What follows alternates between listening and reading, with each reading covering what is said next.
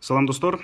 Мына кече жакында биздин өнөктөштөр менен бирге чыгарган Балжыдагы миллиондор карактоо жана калкалоо деген иликтөөбүздөн кийин Кыргызстанда коррупция мына ушунчалык гүлдөп кеткенине кайдыгер карабай түрдүү ой пикирлерди айтып, мындай коомго өзүңөрдүн пикириңерди билдирип, анын ичинде мага дагы жазып атканыңарга мен ыраазычылык билдирем. Бул деген эмнени билдирет? Бул деген биздин атуулдар, жаштар өлкөнүн келечегине, өздөрүнүн укуктарына, өздөрүнүн ырыскысына кайдыгер эмес дегенди билдирет.